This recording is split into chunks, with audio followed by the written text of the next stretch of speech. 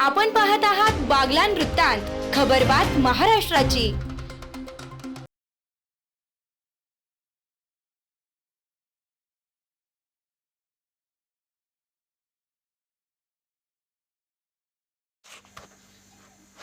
IPS Rishikesh Shinde यांची चंदन तस्करांवर धडाकेबाज कारवाई। 8 लाखांच्या मुद्देमालासह 7 आरोपी गजाआड। अंबेजोगाई बीड जिल्ह्यातील परळी ग्रामीण पोलीस ठाण्याच्या हद्दीत प्रतिबंधित चंदनाची बेकायदेशीर खरेदी विक्री आणि वाहतूक करणाऱ्या एका मोठ्या टोळीवर सहाय्यक पोलीस अधीक्षक ऋषिकेश शिंदे यांच्या पथकाने रात्रीच्या सुमारास धाडसी कारवाई केली। या छाप्यात पोलिसांनी 104 किलो चंदन लाकूड वाहने आणि मोबाईल असा एकूण 8,21,000 रुपयांचा मुद्देमाल जप्त केला असून 7 जणांना ताब्यात घेतले आहे।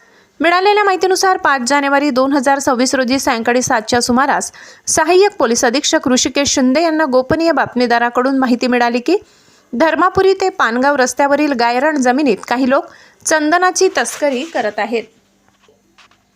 या माहितीची खातरजमा करून शिंदे यांनी आपल्या पथकासह रात्री 9 वाजता त्या ठिकाणी अचानक छापा टाकला।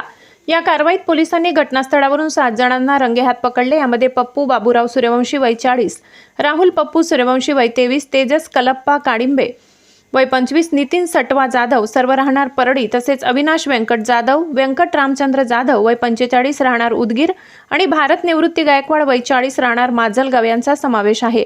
चंदन लाकूड 104 किलो किंमत 3 लाख रुपये, चंदन साल 39 किलो किंमत 39,000 रुपये, एक टाटा इंडिगो कार आणि 5 दुचाकी, 7 मोबाईल फोन, लोखंडी तराजू आणि वाकस असा एकूण 8,21,000 रुपयांचा साठा जप्त करण्यात आलाय। पोलीस अंमलदार सतीश कांगणे यांच्या फिर्यादीवरून परळी ग्रामीण पोलीस ठाण्यात आरोपींविरुद्ध भारतीय न्याय संहिता BNS कलम 303(2), 317(2) आणि 3(5) अन्वये गुन्हा रजिस्टर नंबर 12/2026 दाखल करण्यात आलाय।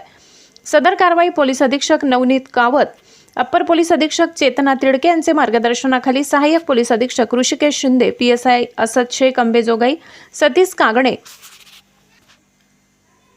बळीराम बासर बल्लाळ मेजर यांनी सापळा रचून यशस्वीरित्या पार पडले असून इतक्या मोठ्या प्रमाणात चंदन तस्करी करणारे आरोपी पकडल्यामुळे पोलिसांच्या या धाडसी कामगिरीबद्दल सर्वत्र अभिनंदन व कौतुक होत आहे।